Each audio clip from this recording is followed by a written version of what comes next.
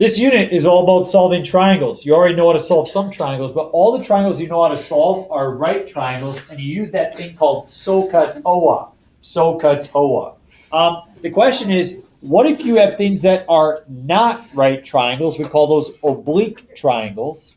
Can we come up with a formula that does not use necessarily SOHCAHTOA, but instead uses A, B, and C as angles, A, B, and C as sides? Again, I could just give you the formula right away. That is not the nature of higher mathematics as you move forward. You would also like to be able to show what I'm going to show right now. And for this one, it's very, very, very doable. You all can follow along and see it. What I'm going to do is I don't have a right triangle, so I'm going to create one. And I'm going to call that length from the bottom to the top H. Why am I calling it H? Height. H for height. So, as I look at this, I'm going to write a trig function, a relationship that involves these three things. What trig function uses those three things? Sine of A. Good. Sine of angle A is equal to what? H over B.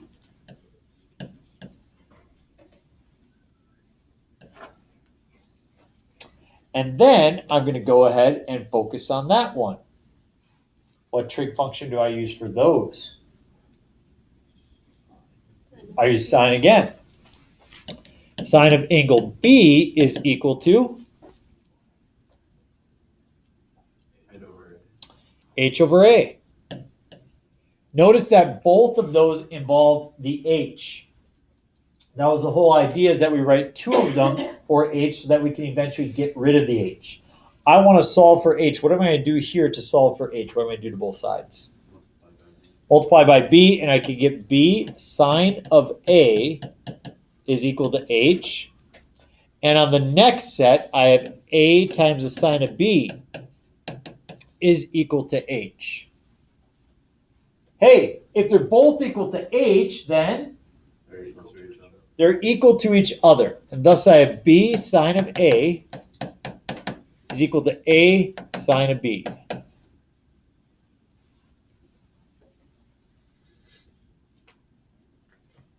We got rid of the H. It turns out if you take side A and multiply it by the sine of B, that's the same thing as side B times the sine of A.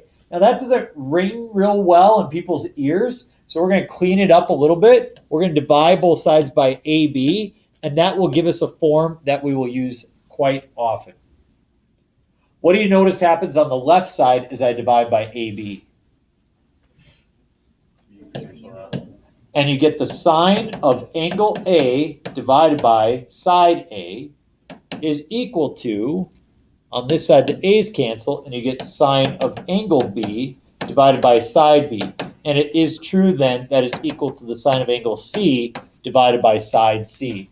And thus you've had a very, very simple proof for the law of sines. That's all it takes to generate the law of sines. It's very, very straightforward. We haven't made anything up. We just used a little bit of terms and a little bit of right triangle trig, and we've got that. The beautiful thing about the law of sines is it requires the angle, like angle A, and then it uses its opposite side, side A. So if you have an angle and its opposite side, we really like the law of sines. Makes for really good stuff. Okay, so we're going to go ahead and solve these. You need your calculator. Got to have your calculator. You guys will be quicker with your calculator than I am. If you haven't figured out yet, this calculator is not too user-friendly for the teacher sometimes, so you guys are going to help me go faster. Calculator is going to be a really important thing throughout this entire unit.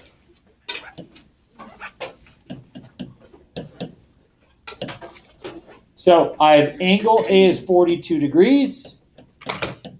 I have angle B is 80 degrees.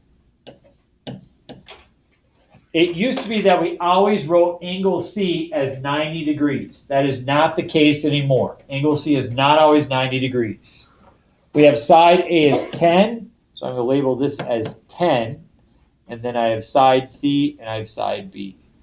And so I've labeled my triangle. Is everybody okay with that? Before you start solving the triangle, there's the law of signs is not that big of a deal. You guys can do it right now. There's the other piece that we have to be able to figure out. And this is the most important point of the lesson. I want you to look at your very last page. This is the decision tree or graphic organizer you get to use for this unit. Although you may not have used the one from the last unit very much, this one gets used all of the time. People love this. I have teachers emailing me a couple times a year asking me, could you please send this my way? We like it. Okay? I would encourage you to rip it off and hold it and use it side by side next to you as you do your problems. Okay? As you can see, this decision tree is for certain types of triangles by triangle classification. Okay? If you remember when you're geometry and looked at angle, angle, angle, or angle, side angle, or angle, angle, side, or side angle, side, all those pieces, and you had to decide what was what, why, and how it worked, that is what you're seeing right here. You want to talk to your friend next to you, and you want to decide which of those 6 is this triangle right here. Which of the 6 is this triangle right here? Which classification does it fall into? We have to decide that every time. And just know, usually 1/3 of you will be right, 1/3 of you will forget, but then you'll remember when I go through it, and 1/3 of you will be like, I never knew that the first time we did it in geometry. That's what we're trying to overcome right now. Talk. What is it and why? Talk. Go. Visit. Here.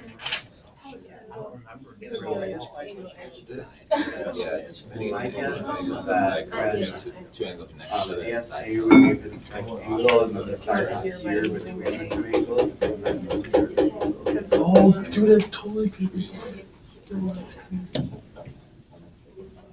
This is one solution.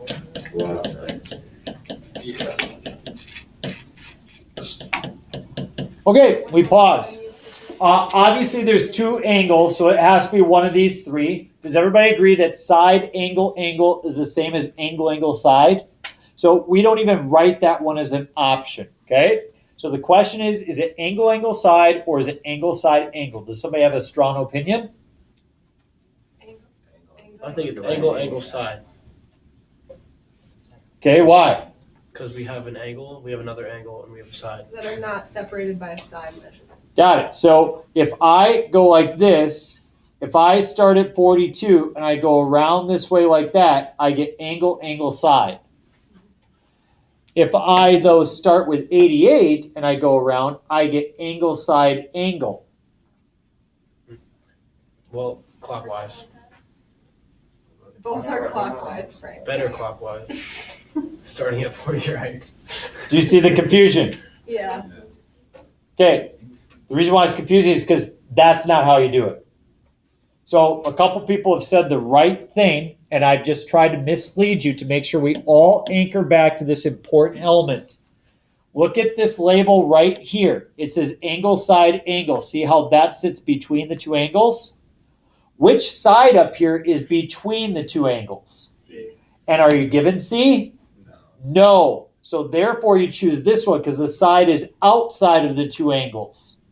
So if you had been given C, it would be angle, side, angle. But because you're not, it's angle, angle, side. It doesn't matter the order, clockwise or counterclockwise. It's all about is the side given between the 2 angles. So we are at an angle, angle, side scenario. As you look at your sheet right here, it says angle, angle, side. It says one solution using the law of sines. So we like angle, angle, side. It works out well for us. So we're going to have one solution. We use the law of sines. Help me set it up. Sine of what?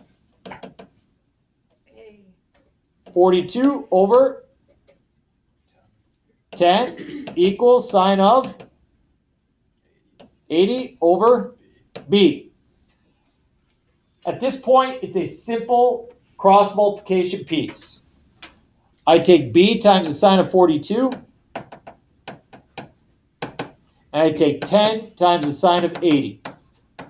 I do not write this out every time. You guys get used to it pretty quickly. And that's going to be a key to the assignment today, that we learn quickness in this operation. I divide both sides by sine of 42. And I get b is equal to 10 sine of 80 divided by the sine of 42. That's the way they'll write the answer in the ACT. They will not give you a decimal or anything like that. They'll write the answer in that format. So I just wrote it that one way so you can see that. I'm going to take out my calculator. And I first make sure I'm working in degrees, because in the last unit, if you graphed anything, we were in radians. So now I'm back to degrees. I quit that. And I have 10 times the sine of 42, or sine of 80. Sine of 80. Make sure you close that parenthesis, divided by the sine of 42. Press enter. After you press enter, don't press anything else, because I'm going to show you something that really is going to save your time. I've got 14.72. Any questions how I've got 14.72? Okay, side B is 14.72. What can I find up here now? Missing numbers. Do I want to find angle C or side C? Angle C. Angle C, because they all add to 180. 180. I do that, I get 58 degrees. To find side C, can I use a Pythagorean theorem? No, Why can I not? not right. You don't have a 90-degree angle. Can't use Pythagorean theorem. It's out the window. So we go back to the law of sines. We set up sine of, I'm going to go to my same one, 42 over 10, and set that equal to the sine of 58 divided by C. Now, one thing that makes your class unique is you guys are a very business-like group. You're very, very efficient. I can tell that you like to save time. So I always try to make sure I find those opportunities. Here's a time saver for you, okay? Does everybody notice when you're going to solve here, can you see that you're going to take 10 times the sine of 58 and you're going to divide by the sine of 42? That's similar to what we did the last time, right? So if you look at your calculator, I'm simply going to take that previous entry, second entry. So second enter brings up that entry, and all we're doing is we're just changing what with what? 52 for 80. 58. Or 58. So I'm going to put a 58 where there was an 80. Little thing like that can help you miss a mistake and be able to do things more quickly. 12.67. That would be so nice. We continue to use that. I will show you between now and through calculus. You learn a lot of different operations on your calculator. So you learned a few this year already. Right here we've got 80 degrees and 14.72. Those are the largest, whereas 42 and 10, those are the smallest. My answer is reasonable. Everybody good? Now I think you have seen the law of sines before if you took your advanced geometry class. But this is law of sines a little bit more in depth and a little bit quicker probably as well. A, B, and C, this is our last example for the day. Then you'll have time to work, get some of your assignment done. Does it matter how you draw the triangle? No, you do you.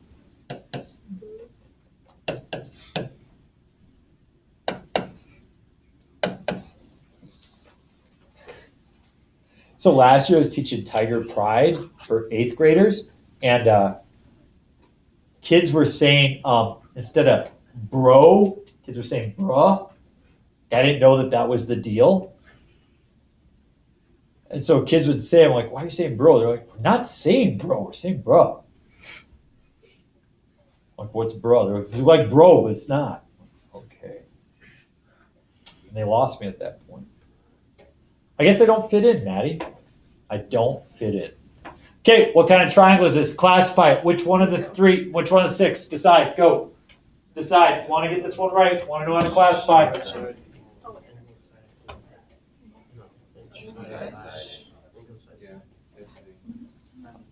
Oh, it can't be angle side. It has to be side angle. 5, 4, 3, 2, 1. We got two options. It's either side angle side or side side angle. Which one is it? Side angle. It's side side angle. Backwards it spells donkey, right? Donkey causes a problem. Do you remember that from your geometry class? Yeah. Can't have the donkey situation. Okay, that's what we do tomorrow. Okay, we're gonna see what happens in the donkey situation when things get a little bit more complex. You got to go to your graphic organizer, and you look at it. It leads you to tell you exactly what to do. Notice side side angle. You follow it down, and it makes you make a decision. Is the side opposite the angle longer than the other given side, or is the side opposite the angle shorter than the other given side? Look at the side opposite the angle. Is it longer or shorter than the other given side? Longer. So therefore, you can stay off to that right-hand side, and you know there's one solution using the law of sines.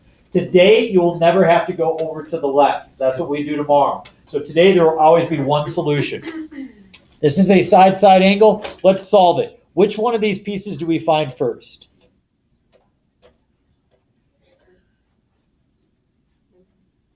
Angle A, angle C, or side C? Angle C. We don't have side C, can't find angle C. Let's find side A. Got to find side A because you're given, or you got to find angle A because you're given side A. So notice we have sine of 12 over 12. So we're going to use sine of B over B, and then we're given A, we're going to try to find angle A. So this one is unique because instead of trying to find a side, we are finding an angle. And we've learned in this situation, I'm not going to cross multiply everything. I'm just trying to solve for sine of A. So I'm just going to multiply both sides by 10. I have the 10 times the sine of 12 over 12 is equal to the sine of angle A. Is everybody okay with that setup? If I'm finding an angle, what will I press on my calculator? Inverse. So I'm going to type in 10 sine of 12 over 12. So I'm going to grab my calculator here. And I go 10. Oh boy. 10 sine of 12. Getting laughed at, YouTube. Oh boy. Come on. Divided by 12. And I press enter. Don't press anything after that. Is that my answer? No. What do you have to do with that? Sine inverse. So go second sine inverse. And to get that, you don't have to retype it. You can just press answer. So second negative sign takes your previous answer, not the entry. It takes your previous answer and plugs it in. And you get 9.98. What did you put? Second negative sign, the ANS. That's your previous answer. And I've got 9.98. So another way to save just a little bit of time, I've got angle A is 9.98. That looks like a really small angle. It's less than 10 degrees. Does that work in context of our problem? Yes, Why? because it's not.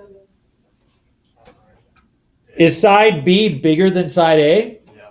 Yeah, so angle A has to be smaller than angle B. So we knew this angle was going to have to be less than 12 degrees. So that makes sense. Which one do we find now? Angle C, because they have to add 180. We subtract, we get 158.02 degrees. I can finish this problem off now by finding side C. I'm going to take sine of B over B, or sine of 12 over 12, and set that equal to the sine of 158.02 divided by side C.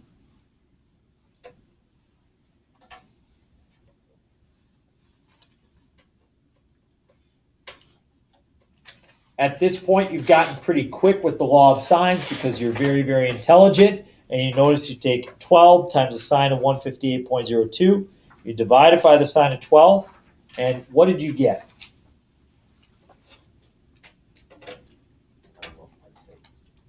What's that?